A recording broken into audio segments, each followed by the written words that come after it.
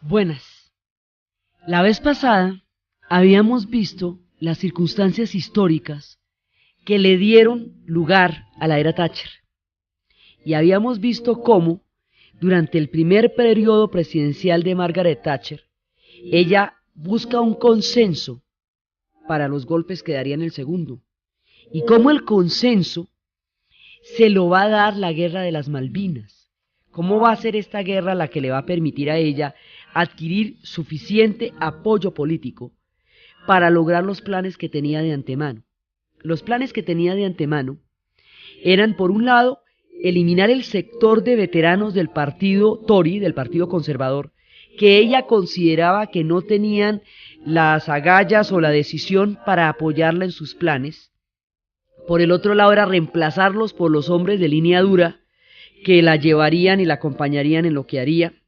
Por otro lado era subirle el salario en una medida importante a toda la policía, grupos de choque y antimotines, para prepararlos para los tiempos venideros, cosa que hoy por hoy se considera como un soborno anticipado a la policía.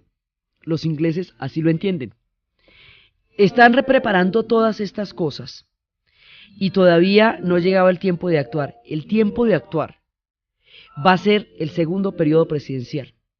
En el segundo periodo presidencial, cuando ya se dan los cambios, cuando tiene toda la fortaleza, cuando ya se da todo el tiempo en que tiene el apoyo político consolidado y tiene la dobleta con Reagan, porque es muy importante el apoyo que Reagan le está dando a ella, como el apoyo que ella le está dando a Reagan.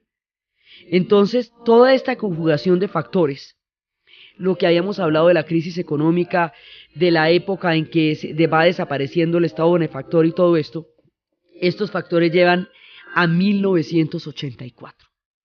Y 1984, lejos de ser el año de Orwell, en que cuando George Orwell había escrito un libro hablando del Gran Hermano y hablando de ese control total del Estado que iba a ser capaz de vigilar hasta sus más mínimos movimientos y que iba a crear tanto la opresión como la oposición a la opresión para infiltrarla, este personaje todopoderoso basado en lo que fue el estalinismo, que es lo que va a programar George Orwell como el futuro cuando escribió esa obra, no. Llega a 1984 y es el desmonte del Estado. Entonces usted ya no va a tener un Estado controlador, sino un Estado inexistente. Y a la hora del té uno no sabe qué es más grave, porque empiezan las grandes privatizaciones y empiezan sectores enteros de la economía que ya no van a estar en control del Estado, sino que entran en manos privadas. Y empiezan otro tipo de corrientes históricas. En este contexto, cuando la crisis económica significa el desmonte del Estado benefactor, cuando significa que todo lo que antes el Estado garantizaba va a dejar de garantizarlo, cuando significa que todo lo que el Estado, que tenía la concepción de garantizar el pleno empleo y de garantizar el bienestar de la sociedad durante 3 o 4 décadas, ahora tiene la concepción de ahorrar costos y de redistribuir el gasto y de mantener la inflación en unos límites tolerables. Cuando el Estado ya no sirve para una cosa, sino para otra, el tipo de gobierno es totalmente distinto. Entonces ya no es una política de empleo, una política de subsidios, una política de favorecimiento social, sino es una política de golpe a lo social muy fuerte. Porque es el gasto social el que se considera que es inflacionario y es el que se considera que es el que menos redunda en beneficios para el Estado en términos de crecimiento económico, mejor dicho, la papa. Entonces eso es lo que le van a dar, a la gente le van a dar duro. Los sectores sociales se van a ver gravemente afectados por estos cambios económicos que están sucediendo en el mundo. Ahora, cuando una sociedad de esas, que ha logrado un Estado benefactor como el que ellos lograron, empiezan a recortarlo, eso es gravísimo, porque una cantidad de derechos adquiridos desaparecen. Pero de derechos adquiridos de cosas que sí tuvieron, de una comida que sí se comieron. Cuando se presentan esos programas de ajustes en sociedades que no lograron esos niveles de desarrollo y nunca tuvieron un Estado benefactor, lo que le recortan es lo que todavía no se han comido. Entonces la cosa es mucho más grave. Entonces, porque lo que le quitan a usted fue lo que nunca tuvo. Entonces, resulta que en este contexto, ya la situación es completamente diferente, el clima económico es diferente y pasa una cosa, un salto tecnológico. Los computadores son los sectores punta de la tecnología de aquí en adelante. Lo que fue digamos, esa revolución de garaje, de locos, de maravillosos que significó el computador personal, la gran aventura de crear el computador personal, llegó a crear una nueva tecnología que define ahora quién es quién en términos de potencia. Y la potencia la dan los computadores. Y cuando el mundo muta hacia el microchip, cuando el computador, la informática, es el sector punta de la tecnología, la era del carbón y del acero queda atrás. Ya los grandes hornos y las altas industrias pesadas, siderúrgicas, la era de la revolución industrial como fue concebida, desaparece, está condenada a morir. Entonces ya no serán ellos los que van a mandar, serán la gente de los computadores. Y resulta que los computadores son un tipo de industria que requiere cada vez menos mano de obra. Inclusive a medida que se vayan desarrollando las inteligencias artificiales, pues menos mano de obra todavía requiere. Pero la gente sigue comiendo y la gente sigue naciendo. Y entonces, pues esa es la pregunta del millón, todavía no se ha contestado eso. Todo este proceso que hoy llaman globalización y que está condenando sectores enteros del mundo al hambre y que está suscitando toda esta escalada de protestas desde Seattle, Praga, Ginebra, Génova, todo eso arranca aquí en el 84 sin que nadie se imagine el monstruo tan grande que está creciendo. Los primeros en saberlo serán los británicos. Entonces, en este momento hay una cosa que en tecnología se llama obsolescencia. Y es cuando una tecnología ya no es punta, entonces es obsoleta. Cuando es obsoleta ya no es rentable. La industria del carbón empieza a ser víctima de la obsolescencia tecnológica porque los computadores ahora son el desarrollo tecnológico y no la gran industria pesada. Eso determina la caída de la Unión Soviética y determina el fin de los mineros. En ese momento, cuando todas esas cosas están pasando, febrero de 1984 se negocia el aumento de sueldos en el carbón, los pagos de invierno que llaman ellos.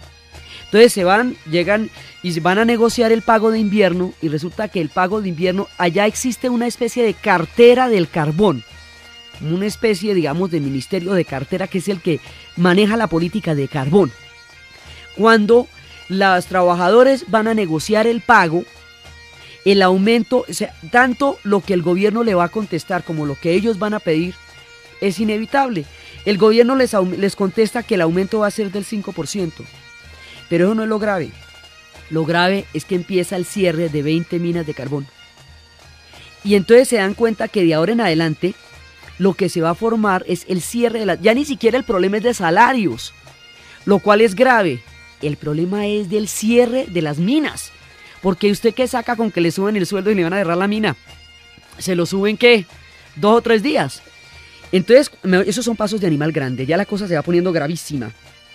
Como no hay un partido laborista fuerte que tenga una política frente a la cartera del carbón, no hay una respuesta económica frente a lo que está pasando, entonces no hay una concertación política que dirima el problema de qué vamos a hacer con los mineros. Entonces lo que hay es choque de frente, brutal, directo, duro y a la cabeza. Estallan las huelgas. Los mineros se organizan, empiezan a crear lo que era la Unión Nacional de Mineros, la NUM, National Union of Miner Workers, y los mineros arrancan y empiezan los choques con la policía durísimos. Y este es el tiempo de Billy Elliot. Esa es la historia de Billy Elliot. Billy Elliot es la historia de un niño que su papá quiere que él sea boxeador y él quiere ser bailarín. A propósito de la huelga de las minas, le toca ensayar en el sitio a las niñas que están estudiando ballet y a los boxeadores les toca ensayar en el mismo lugar porque todo lo demás está cerrado.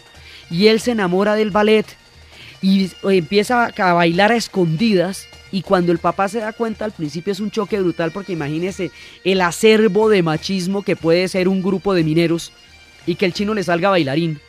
Y de pronto cuando se da cuenta que la huelga está perdida, que nadie tiene chance, que su hijo mayor lo más probable es que lo maten, que los choques con la policía son brutales y la película intercala la danza de Billy Elliot con los escudos y los antimotines dándose los obreros contra los policías de una manera sin tregua ni cuartel, una cosa impresionante. Y en ese momento es que el papá se da cuenta que nadie en el pueblo tiene chance, que la mina la van a cerrar, que lo único que tienen es el tiempo que la mina dure abierta, porque ya eso está perdido, y que la única persona que puede salvar en ese pueblo es Billy Elliot siendo bailarín.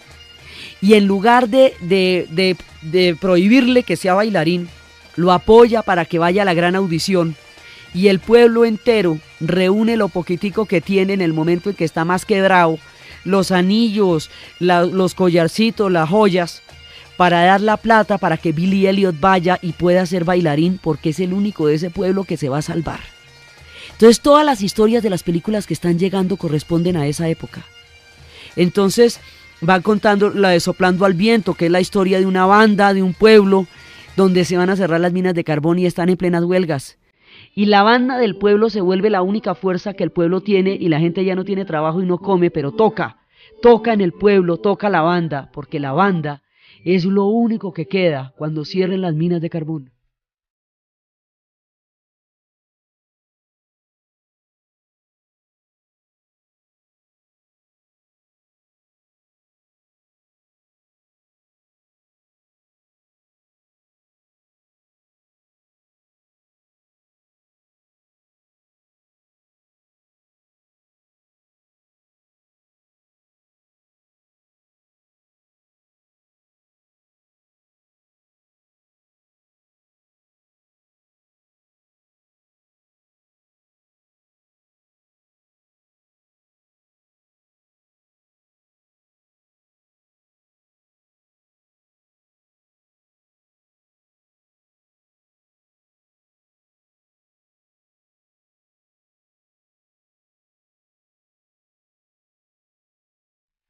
Y sopla la banda, soplando al viento, mientras cierran las minas de carbón, y cuando los hombres se entregan, las mujeres siguen resistiendo, y así van cerrando mina por mina, una por una van cerrando las minas, y aquí se va a presentar un enfrentamiento terrible entre Arthur Scofield, el presidente de la Unión de Mineros, y directamente, en vivo y en directo, Margaret Thatcher.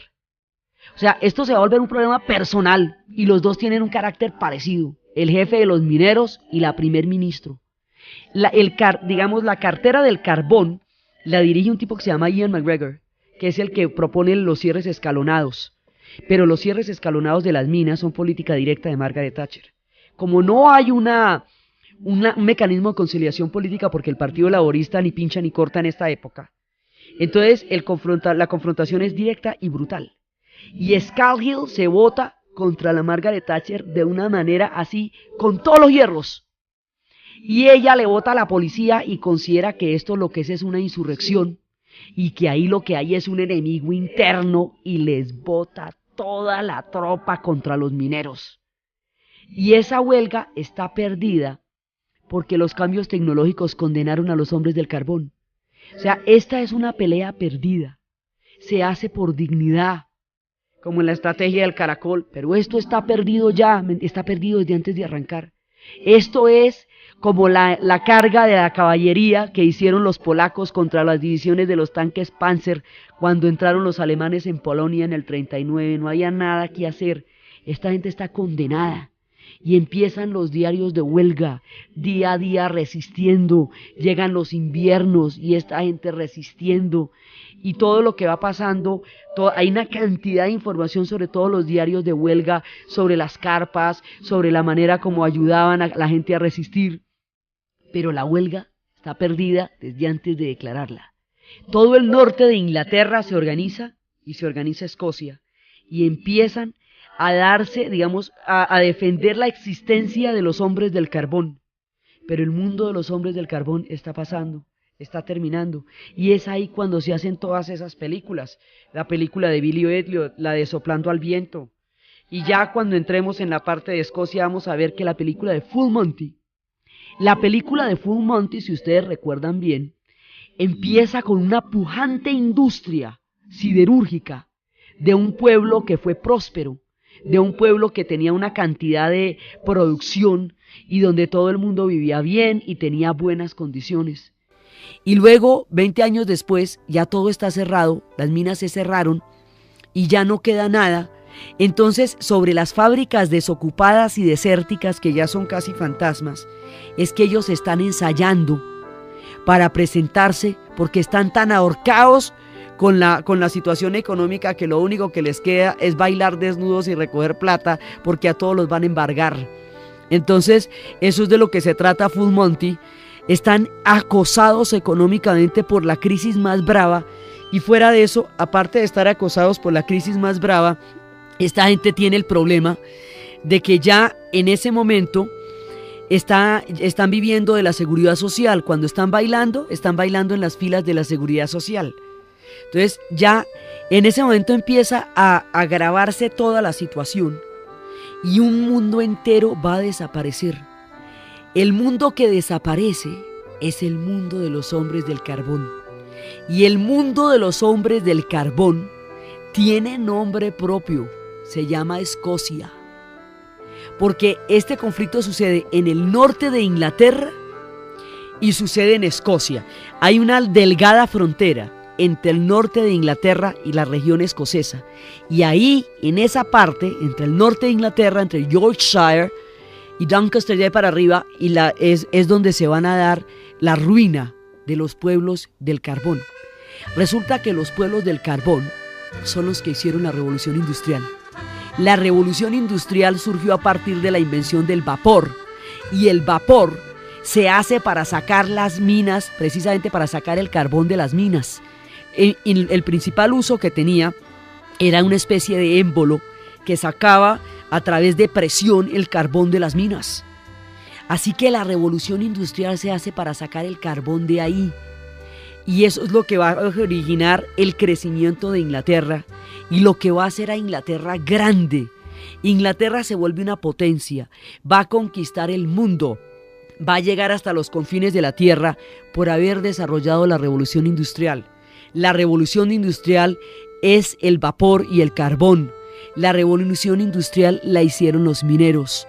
La revolución industrial la hicieron los del norte de Inglaterra y los escoceses. Y ellos, a quienes Inglaterra y Gran Bretaña debe toda su grandeza, van a morir de hambre, de olvido, de tristeza, de miserias, sin que nadie les dé una cuota de agradecimiento por lo que ellos dieron a su nación, generaciones enteras que dieron la vida en los socavones. Nadie les va a dar sino palo, y lo único que van a recibir es fuerza, y van a ser declarados enemigos internos. Entonces, aquellos hombres que le dieron la grandeza al Imperio Británico en tiempos de la obsolescencia tecnológica, lo único que tienen es grupos de choque contra ellos. Es, digamos, una de esas cosas de ingratitud histórica que son también la pregunta del millón. ¿Qué hace usted con esa cantidad de sectores que no sobreviven actualmente a los cambios tecnológicos o a los tratados de integración? ¿Usted qué hace con todos esos? Esa pregunta de los mineros del carbón es la pregunta que mucho más adelante se haría en Chiapas, es la pregunta que se hace en Seattle, es la pregunta que aún nadie ha respondido. ¿Qué va a hacer usted con esta gente? Los primeros que tuvieron que sufrir en carne propia fueron los mineros. Y dentro de los mineros está la gente del norte de Inglaterra, que son los de Billy Elliot, que son los de Soplando en el Viento. Están las mujeres en las carpas, están todas, y están los escoceses. Entonces la huelga dura un año, huelgas escalonadas, huelgas durísimas en toda la Gran Bretaña, pero sobre todo en el norte y en Escocia. Dura toda esa época, pero eso está perdido. O sea, lo que dure es lo que resista, pero eso está perdido. Scarhill dice que lo que pasa es que van a cerrar casi la totalidad de las minas, que los cierres van a ser de más de 100 minas. Y nadie le cree porque la realidad es tan pavorosa que no se la creen. Para el momento en que lo que él dijo sucede, y efectivamente van a cerrar la mayoría de las minas, ya el movimiento está quebrado. Un año después, la huelga cede porque la quebraron, sencillamente porque la derrotaron. Y la derrotaron porque estaba perdida desde antes de arrancar. Es la última epopeya, el último grito de la revolución industrial, la última resistencia de las gentes que hicieron de Gran Bretaña la potencia que en el siglo XIX conquistó el mundo. Y ahora mueren en el olvido, mueren con sus caras tiznadas y con generaciones y generaciones de grandeza traducidas a la nada. Es uno de los episodios más tristes cuando muere la era de los hombres del carbón y del acero. Entonces, ¿qué pasa? La huelga la quiebran. Finalmente la quiebran por desgaste, la quiebran por represión, la quiebran por las medidas económicas cada vez más apretadas que toman. Y esto es uno de los puntos más polémicos de la era Thatcher.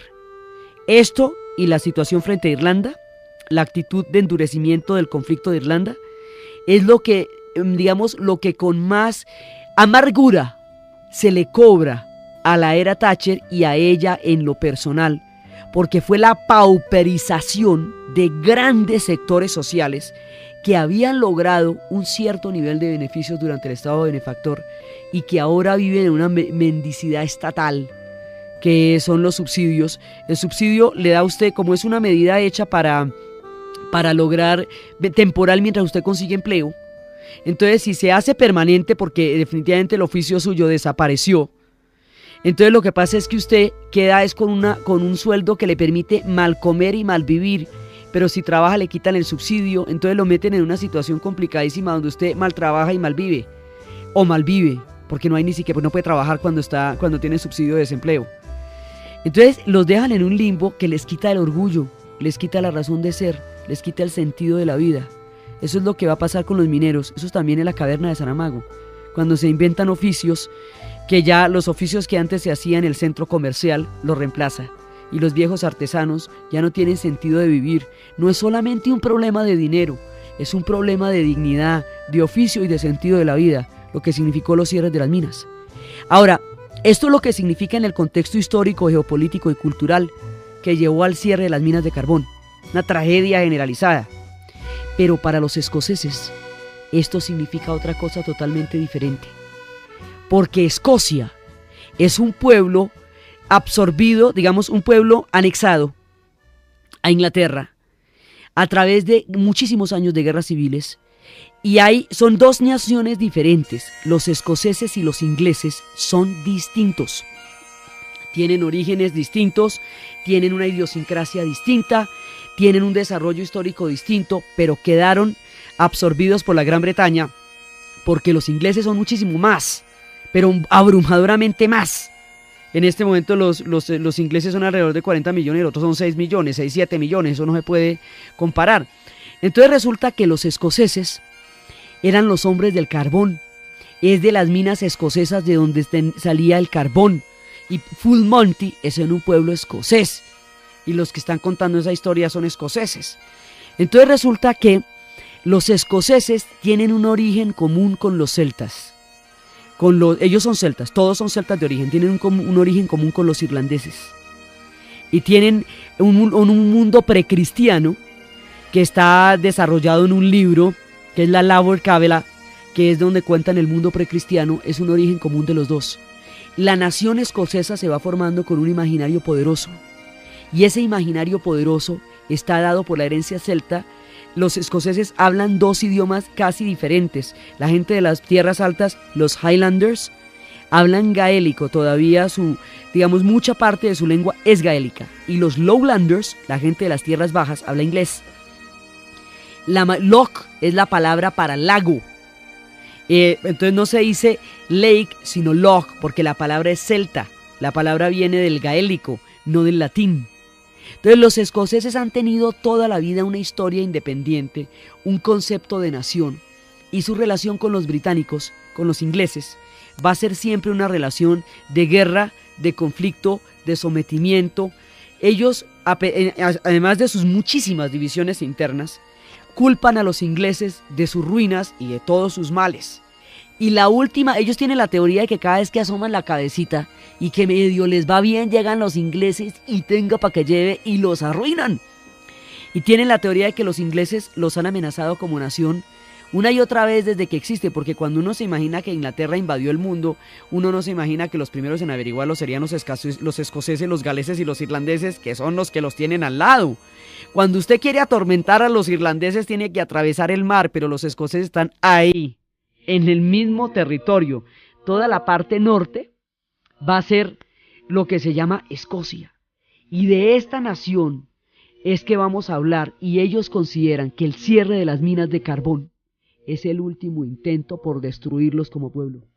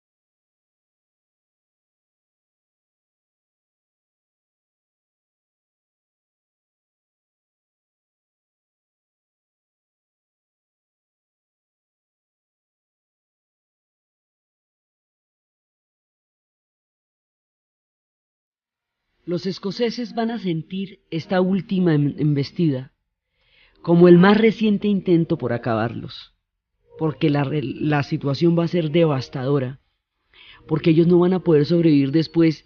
Ya, mejor dicho, si esta situación del cierre de las minas y el carbón se hubiera presentado en el siglo XIX y no en una era postindustrial, probablemente los mineros hubieran atravesado una hambruna como la que tuvieron los irlandeses cuando la plaga de la patata, porque comparativamente hablando la importancia de las minas de carbón en el panorama escocés era como el de la patata en los tiempos de Irlanda.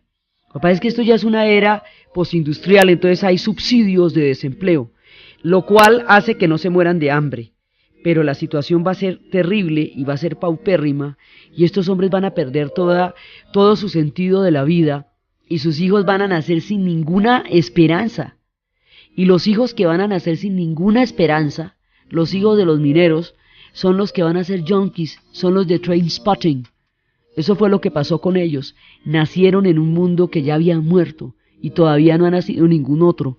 Hoy por hoy viven del turismo, viven de contar sus historias a la gente y han tenido que hacer grandes reconversiones porque ellos eran los hombres del carbón. Entonces, cuando usted dice que cerraron las minas, usted dice que Escocia fue la que sufre en carne propia el golpe más brutal de todos. Entonces empezamos a ver quiénes eran los escoceses y de dónde salen y por qué no son visibles, siendo tan poderosos ellos, digamos, siendo tan profunda su historia. Ese es el núcleo de la revolución industrial. En una parte muy importante de la revolución industrial es escocesa. Los aportes de los escoceses a la historia inglesa son inmensos. Los escoceses desarrollaron la medicina en una gran medida, desarrollaron la fotografía porque fue la gente que hizo los experimentos con los fijados de líquido para revelar las fotografías que hace que no se desaparezcan después de tomadas. Son grandes científicos. En sus museos está la revolución industrial, está la máquina de vapor, está todo, digamos, lo que es ese mundo industrial. Ellos eran navegantes, de sus puertos salían los grandes barcos también. Ellos son una parte muy importante de esta historia y son un pueblo muy antiguo y tienen su propio sentido de historia y de nación, y son una nación. Lo que pasa es que como son una nación anexada a otra, han creado un pueblo invisible, donde ellos son solamente escoceses, dentro de ese pueblo invisible, pero cuando usted atraviesa esa barrera invisible, que es la frontera entre el norte de Inglaterra y Escocia, está entrando en otro territorio. Ese otro territorio es una tierra de lagos, es una tierra de bosques que ellos llaman Trossachs, y es una tierra de grandes castillos porque se han tenido que defender de todo el mundo. Esa tierra a la que usted llega es una tierra muy antigua, es una tierra que los romanos llamaron Caledonia, por la cantidad de bosques que tenía, porque les devastaron bastantes. Los romanos les quitaron un montón de bosques, porque a los romanos no les gustaban los bosques, desde que en tiempos de Octavio Varo Quinquilio perdió 5 legiones en una emboscada de los germanos, en un bosque, mientras Augusto gritaba enloquecido: Varo Quinquilio, devuélveme mis legiones. Desde ahí a los romanos no les gustan los bosques. Ellos a los bosques llaman Caledonia, a Escocia la llaman Caledonia. Por eso es que se llaman ellos así. Cuando conquistaron islas al otro lado del mar la llamaron Nueva Caledonia, y a otra al otro lado del mar en Canadá la llamaron Nueva Escocia, por los mismos, los caledonios. Este pueblo caledonio es un pueblo que está rodeado, llueve, la tierra más lluviosa y la tierra más tormentosa y la tierra más verde. Es verde como Irlanda, son las tierras donde llueve y las tormentas son cotidianas. Dicen que son adoradores del sol porque no lo ven nunca. Entonces cada que aparece se pegan unas emocionadas, las más magníficas. Sus inviernos son largos y terribles. Y sus lagos son una gran cantidad de fuentes de agua cristalina. Esa agua tiene casi como el color del té. Y es un agua pura. Usted la ve y parece té. Pero es un agua de una pureza impresionante que viene de todo el sistema de las Highlands, de las tierras altas. Esa agua tan particular a esa altura y esa agua con esa consistencia y con esa característica que es la que viene de todas las fuentes de las Highlands, es el agua con lo que se produce junto con la malta, una cosa que ellos llaman el líquido de la vida y que en el resto del mundo llaman whisky. Y ellos son de donde viene el whisky, y el whisky es toda una cultura ya. Entonces, este pueblo es un pueblo celta. Su lenguaje es gaélico, porque Gael era un hombre, dice la leyenda, que Gael era un hombre que conoció a una princesa hija de un faraón que se llamaba Escota, y que ella había sido una mujer que había favorecido a los judíos y a los pueblos que los faraones tenían sometidos, y que cuando ella huyó con Gael, que tiene una larguísima genealogía, llegaron hasta esas tierras, y algunos dicen que por ella se llaman Escocia y que por Gael viene el gaélico. Ellos tienen una gran cantidad de orígenes míticos que los emparentan con muchos pueblos de la tierra y tienen una fuerte ligazón celta. Ellos son celtas porque básicamente los pictos, los escotos y los pueblos que van a poblar eso son celtas, son todos celtas. Hubo una dominación romana, pero la dominación romana fue fuerte, fue en Inglaterra, porque inclusive los romanos se asentaron, fue en Londres, Londinium, porque era el que tenía el clima más benigno. De ahí para arriba eso es una sola tormenta. Ellos tienen unos climas durísimos. Entonces este pueblo caledonio va a sacar su propia identidad y se va a agrupar en clanes, en los grandes clanes. Los clanes de los MacGregor, los clanes de los MacFarlane, los clanes de los Coohan, son los Highlanders, son la gente de la alta montaña. Y esos pueblos van a tener toda una organización social, política, religiosa celta. Y luego cuando lleguen las guerras de la Reforma, ellos van a permanecer católicos. De los mismos, ahí hay grandes divisiones porque ellos son católicos de los mismos parientes de Irlanda. Y los otros, los Lowlanders, algunos de ellos van a ser protestantes. Entonces, el enfrentamiento de ellos con Inglaterra es permanente. Es permanente desde las épocas de William Wallace. Desde cuando William Wallace protagonizó las grandes batallas contra los ingleses. Pero William Wallace, con todo su valor y su coraje, fue derrotado. Y lo mismo le hicieron, lo mismo que le hicieron a José Antonio Galán, que no lo escuartizaron desde Charalá y lo metieron por todos lados, William Wallace está enterrado por toda Escocia, porque sus pedazos fueron enterrados en todo el territorio escocés.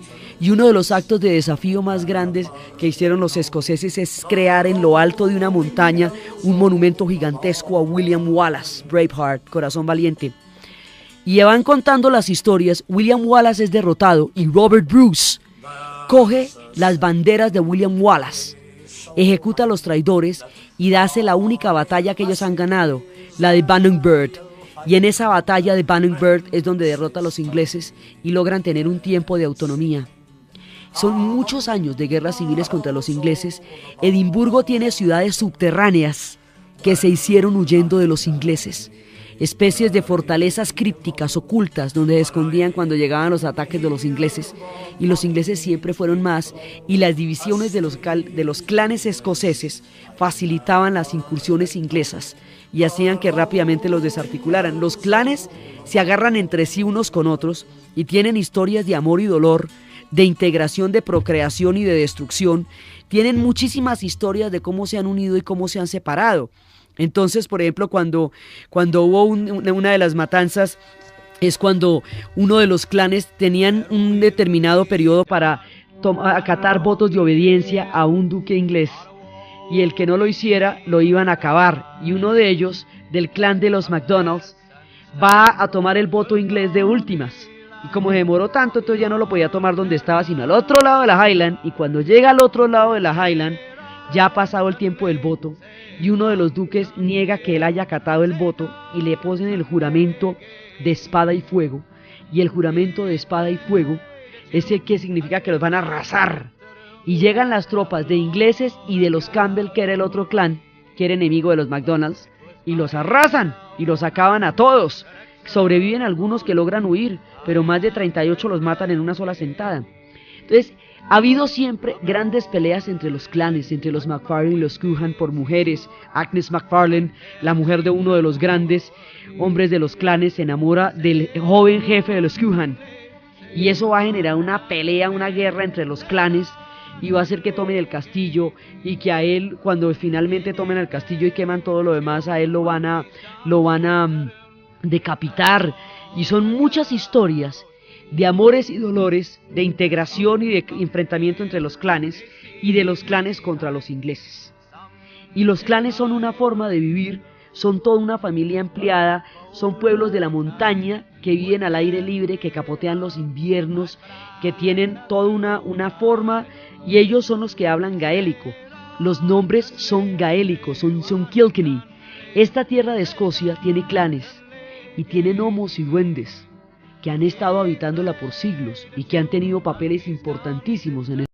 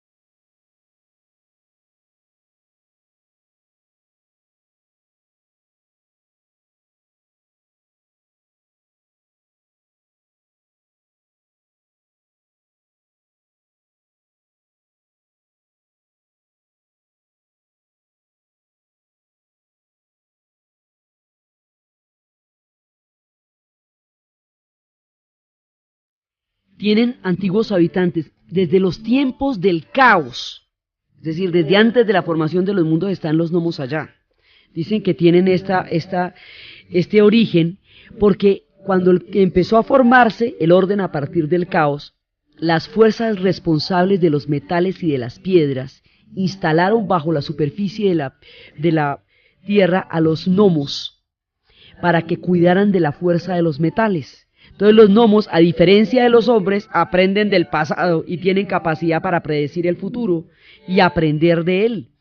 Entonces los gnomos tienen una visión aguda y tienen un concepto del cosmos. Ellos miden 12 centímetros de estatura y son muy proporcionados. Ellos no se pueden confundir con los enanos. Eso es muy importante, pero es que los enanos son deformes, mientras que los gnomos son perfectamente proporcionados. Eso es muy importante, no ir uno a confundirlos. Entonces, estos gnomos habitan los tiempos del carbón desde el comienzo, son vegetarianos, porque siempre, desde cuando el caos formó todo el carbón que tiene Caledonia, puso a los gnomos a cuidar el carbón. Entonces, hubo un momento cuando empezaron a hacerse las minas de carbón, cuando empezaron a profundizar en la tierra, cada vez más que los gnomos se vieron desplazados, porque ya los hombres se estaban metiendo en la superficie, debajo de la superficie de la tierra donde está el carbón, que era donde habitaban los gnomos. A medida que los mineros se fueron metiendo debajo de la superficie e invadiendo de esa manera la tierra de los gnomos, fueron escuchando unos golpes permanentes. Cada vez que se asentaban en los socavones, empiezan a escuchar unos golpes. Y esos golpes indican dos cosas: o advierten sobre el peligro del derrumbe de una mina, o advierten sobre una veta rica de carbón. Entonces los mineros empiezan a escuchar esos golpes y a través del sonido de los golpes ellos se van orientando hacia dónde va la mina. Entonces la historia de esta gente con el carbón es muy antigua y se va profundizando y se va a hacer mucho más fuerte en los tiempos de la revolución industrial. Entonces estos pueblos de los clanes, estos pueblos de las tierras de los lagos que tienen gnomos y duendes, también van a ser los pueblos que van a desarrollar la revolución industrial. Y en ese trasegar van a tener una gran cantidad de conflictos, van a tener una gran cantidad de guerras y van a luchar desesperadamente por ser una nación. Y eso los va a llevar en esta tierra de Caledonia. Hay gnomos que están debajo de la superficie de carbón, hay golpeadores que indican dónde está la veta, hay duendes, hay toda clase de criaturas y también hay monstruos como los que están en los lagos, que han sido vistos algunas veces. El monstruo del lago Ness, es lago, de Loch Ness. Unos dicen que es un dinosaurio, otros que es una enorme serpiente marina, que fue visto en 1911, que fue visto por años en siglos anteriores. Nadie hoy puede ir a sacar de allá, y es el monstruo del lago Ness. Esta gente tiene una tierra mágica y una tierra mítica, que está poblada por los celtas, donde las cruces celtas se ven en todas partes junto con las piedras. Está poblada por grandes castillos y hay duendes de los castillos. Hay un duende que es Gorra Roja, que es peligrosísimo. Es el que vigila los castillos y ese tiene unas garras que le clava a los hombres y le gusta con la sangre de los hombres mojar su gorro rojo para mantener el pelo rojo y la gorra roja y los grandes ojos rojos, que son los que lo distinguen. Es un tipo con unas botas rojas, es pequeñito pero es muy peligroso. Lo único que usted puede hacer es pronunciar unas palabras sagradas de la Biblia que lo hacen desaparecer instantáneamente y así se salva. Él es el que custodia los grandes castillos. Entonces esta gente tiene los grandes castillos poblados en las montañas, desde donde se divisan valles gigantescos que eran todas las fortalezas, el castillo de Stirling, el castillo de Holyrood, que son los que divisan las grandes fortalezas a través de todas estas épocas guerreras de esta gente, y tienen grandes rebeliones, y ellos consideran que los causantes de la mayoría de sus males son los ingleses. Por eso cuando llega la época del cierre de las minas, ya consideran que es como una especie de maldición eterna que los persigue en todas las épocas y en todos los tiempos, y aún en la época moderna vuelven y otra vez se las hacen, y además les ganan en fútbol, cosa que los ofende enormemente. Entonces, la historia de ellos se define también a partir de esta eterna pelea con Inglaterra.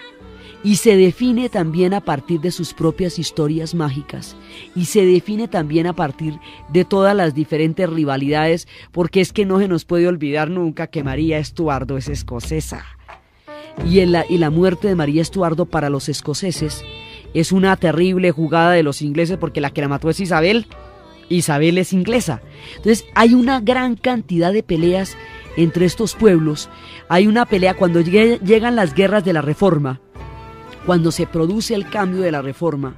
La línea de los Estuardo es católica y la línea de los Tudor es protestante, y esos pueblos están emparentados. Entonces ahí hay una cantidad de grandes peleas, porque Enrique VII es el papá de Enrique VIII, y la hermana de Enrique VIII, Margaret, se va a casar con uno de los Jaimes. Ellos tienen un montón de Jaimes. Se va a casar con ese Jaime, con Jaime IV, y la otra hermana va a ser María. Entonces ese Jaime va a ser otra María Tudor. Ese Jaime va a tener a una hija que es María Estuardo, va a tener a Jaime V, y Jaime V es el papá de María, la reina de los escoceses. Y por el otro lado, Enrique VIII va a tener con Ana Bolena a Elizabeth. Su hijo Eduardo murió a los 16 años, María Tudor murió sin descendencia, Elizabeth va a ser reina. Elizabeth y María son primas. La una es la rama de los Estuardo, la otra es la rama de los Tudor. María va a perder. María además era una mujer peligrosísima porque también venía con una corona de Francia. Ella hubiera podido ser reina de Francia, hubiera podido ser reina de Escocia y hubiera podido ser reina de Inglaterra. Entonces Elizabeth decide matarla para que no pase nada de eso, y la ejecuta. Y por ahí viene toda la línea de los Estuardo, que es una línea católica, y que va a generar todo un problema de una gran cantidad de escoceses que se sienten traicionados en la legitimidad del trono de los Estuardo. Entonces vienen todas las guerras de la Reforma, y en las guerras de la Reforma hay un momento en que uno de los reyes, Jaime, está exilado al otro lado. Siempre Escocia, para poder sobrevivir, se alía con Francia, siempre contra Inglaterra, como Irlanda se alía con España para sobrevivir contra Inglaterra. Pero las alianzas nunca son lo suficientemente fuertes, los ingleses ganan y vuelven y los derrotan. Entonces hay un momento en que uno de los reyes está en el exilio, uno de los Jaimes, mientras en el trono están los ingleses, y están esperando siempre que regrese ese rey, que restaure la fe católica, porque son los presbiterianos, los protestantes escoceses, la fe que está en ese momento reinando. Se habla en ese momento de que cuando ese rey vuelva, hay una conspiración contra él y su mujer para que no restaure el trono de los católicos en Escocia, y que esa conspiración está orquestada por las brujas, y que las brujas están políticamente ligadas al hecho de que él no pueda volver, y que las brujas están creando en ese momento tormentas para que los barcos de donde vuelve el rey se hundan. Por lo tanto, las brujas son las culpables de que el rey esté en el exilio, y empieza la cacería de brujas más aterradora que usted se puede imaginar. Y la cacería de brujas en Escocia es una de las más violentas de toda Europa. Y los instrumentos de tortura todavía se exhiben en los museos. Y las cosas son increíbles, porque bruja era cualquiera. Como había mujeres que conocían el poder de las plantas medicinales, entonces eso nomás las hacía brujas. También, y pasa como con toda la mezquindad humana, si había una que era chusquísima y era la preciosa, pues le tenían envidia, entonces la condenaban por bruja. La persecución más grande se libra contra las mujeres acusadas de brujería, ligándolas a la conspiración del rey en el exilio. Y una gran cantidad de historia de los escoceses se va conjugando en su pelea entre ellos y con los ingleses, y cómo los golpea la Reforma, y cómo son parte de la Revolución Industrial, y toda esa pelea se les revive cuando cierran las minas de carbón. Entonces esos conflictos están vivos, aunque hoy no se resuelven por la violencia, pero están ahí, y esta época del cierre de las minas de carbón va a producir una de las heridas más fuertes en este viejo conflicto. ¿Quiénes son los escoceses? ¿Cuál es la naturaleza de los caledonios? ¿Qué papel han jugado dentro del desarrollo y la grandeza de la Gran Bretaña? ¿Cómo han compartido sus miserias? ¿Cómo se han visto afectados por sus crecimientos? ¿Quiénes son hoy? ¿Y qué papel han tenido en todo el desarrollo histórico? Es lo que vamos a continuar en el próximo programa, contando cómo era el mundo de los hombres del carbón, para tener una idea clara de cuál fue el mundo que desapareció cuando cerraron las minas del carbón, quiénes eran estos hombres de caras tiznada de los socavones, estos pueblos enteros donde todo el trabajo que había dependía de la mina, y cuando cierran la mina el pueblo entero se queda mirando un chispero. La desaparición de estos pueblos y su papel en la historia actual y su papel en la historia anterior es lo que vamos a ver en el siguiente programa. Entonces, desde lo profundo de los socavones, desde los ruidos de los golpeadores, desde la presencia de los gnomos que quedan debajo de la superficie del carbón, desde los Highlanders, desde los tiempos de los campamentos y desde el inminente agotamiento a partir de una obsolescencia tecnológica que se lleva el tiempo de los hombres tiznados del carbón, en la narración Diana Uribe y en la asistencia técnica César Moreno, y para ustedes feliz domingo con las gaitas de los pueblos escoceses.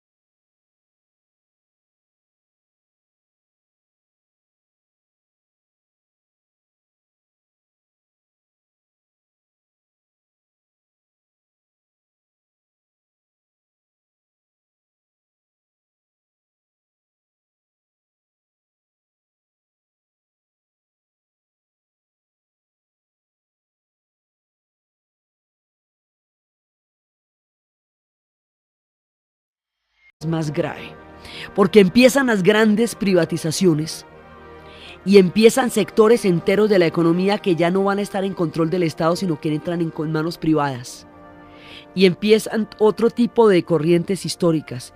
En este contexto, cuando la crisis económica significa el desmonte del Estado benefactor, cuando significa que todo lo que antes el Estado garantizaba va a dejar de garantizarlo, cuando significa que todo lo que el Estado, que tenía la concepción de garantizar el pleno empleo y de garantizar el bienestar de la sociedad durante 3 o 4 décadas, ahora tiene la concepción de ahorrar costos y de redistribuir el gasto y de mantener la inflación en unos límites tolerables. Cuando el Estado ya no sirve para una cosa, sino para otra, el tipo de gobierno es totalmente distinto. Entonces ya no es una política de empleo, una política de subsidios, una política de, digamos, de favorecimiento social, sino es una política de golpe a lo social muy fuerte, porque es el gasto social el que se considera que es inflacionario y es el que se considera que es el que más, el que menos redunda en beneficios para el Estado en términos de crecimiento económico, mejor dicho, la papa. Entonces eso es lo que le van a dar, a la gente le van a dar duro. Los sectores sociales se van a ver gravemente afectados por estos cambios económicos que están sucediendo en el mundo. Ahora, cuando una sociedad de esas, que ha logrado un Estado benefactor como el que ellos lograron, empiezan a recortarlo, eso es gravísimo, porque una cantidad de derechos adquiridos desaparecen. Pero de derechos adquiridos de oficiales, pues menos mano de obra todavía requiere. Pero la gente sigue comiendo y la gente sigue naciendo. Y entonces, pues esa es la pregunta del millón, todavía no se ha contestado eso. Todo este proceso que hoy llaman globalización, y que está condenando sectores enteros del mundo al hambre, y que está suscitando toda esta escalada de protestas desde Seattle, Praga, Ginebra, Génova, todo eso arranca aquí en el 84, sin que nadie se imagine el monstruo tan grande que está creciendo. Los primeros en saberlo serán los británicos. Entonces, en este momento, hay una cosa que en tecnología se llama obsolescencia, y es cuando una tecnología ya no es punta, entonces es obsoleta. Cuando es obsoleta ya no es rentable. La industria del carbón empieza a ser víctima de la obsolescencia tecnológica, porque los computadores ahora son el desarrollo tecnológico y no la gran industria pesada. Eso determina la caída de la Unión Soviética y determina el fin de los mineros.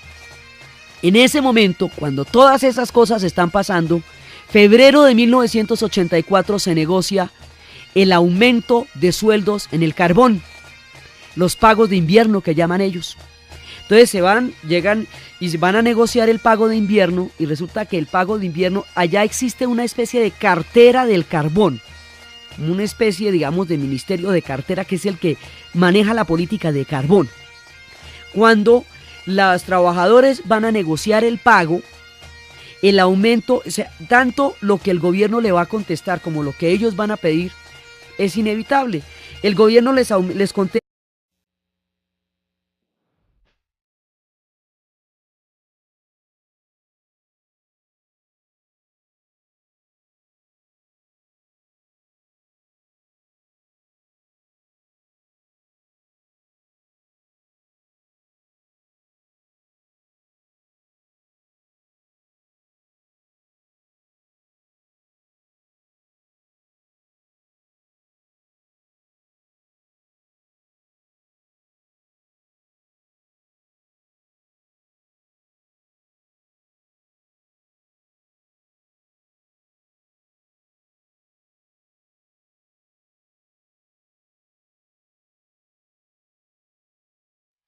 Buenas. La vez pasada habíamos visto las circunstancias históricas que le dieron lugar a la era Thatcher. Y habíamos visto cómo, durante el primer periodo presidencial de Margaret Thatcher, ella busca un consenso para los golpes que darían el segundo. Y cómo el consenso se lo va a dar la guerra de las Malvinas. ¿Cómo va a ser esta guerra la que le va a permitir a ella adquirir suficiente apoyo político para lograr los planes que tenía de antemano? Los planes que tenía de antemano eran, por un lado, eliminar el sector de veteranos del partido Tory, del partido conservador, que ella consideraba que no tenían las agallas o la decisión para apoyarla en sus planes. Por el otro lado era reemplazarlos por los hombres de línea dura que la llevarían y la acompañarían en lo que haría. Por otro lado, cosas que sí tuvieron de una comida que sí se comieron. Cuando se presentan esos programas de ajustes en sociedades que no lograron esos niveles de desarrollo y nunca tuvieron un estado benefactor, lo que le recortan es lo que todavía no se han comido. Entonces la cosa es mucho más grave. Entonces, porque lo que le quitan a usted fue lo que nunca tuvo. Entonces, resulta que en este contexto ya la situación es completamente diferente. El clima económico es diferente y pasa una cosa, un salto tecnológico. Los computadores son los sectores punta de la tecnología de aquí en adelante. Lo que fue digamos, esa revolución de garaje, de locos, de maravillosos que significó el computador personal, la gran aventura de crear el computador personal, llegó a crear una nueva tecnología que define ahora quién es quién en términos de potencia. Y la potencia la dan los computadores. Y cuando el mundo muta hacia el microchip, cuando el computador, la informática, es el sector punta de la tecnología, la era del carbón y del acero queda atrás. Ya los grandes hornos y las altas industrias pesadas, siderúrgicas, la era de la revolución industrial como fue concebida, desaparece, está condenada a morir. Entonces ya no serán ellos los que van a mandar, serán la gente de los computadores. Y resulta que los computadores son un tipo de industria que requiere cada vez menos mano de obra. Inclusive a medida que se vayan desarrollando las inteligencias artificiales, era subirle el salario en una medida importante a toda la policía, grupos de choque y antimotines, para prepararlos para los tiempos venideros, cosa que hoy por hoy se considera como un soborno anticipado a la policía. Los ingleses así lo entienden. Están preparando todas estas cosas y todavía no llegaba el tiempo de actuar. El tiempo de actuar va a ser el segundo periodo presidencial. En el segundo periodo presidencial, cuando ya se dan los cambios, cuando tiene toda la fortaleza, cuando ya se da todo el tiempo en que tiene el apoyo político consolidado y tiene la dobleta con Reagan, porque es muy importante el apoyo que Reagan le está dando a ella, como el apoyo que ella le está dando a Reagan.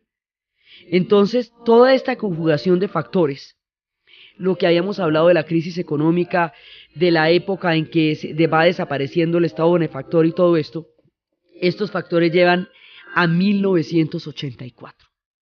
Y 1984, lejos de ser el año de Orwell, en que cuando George Orwell había escrito un libro hablando del gran hermano y hablando de ese control total del Estado que iba a ser capaz de vigilar hasta sus más mínimos movimientos y que iba a crear tanto la opresión como la oposición a la opresión para infiltrarla, este personaje todopoderoso basado en lo que fue el estalinismo, que es lo que va a programar George Orwell como el futuro cuando escribió esa obra, no.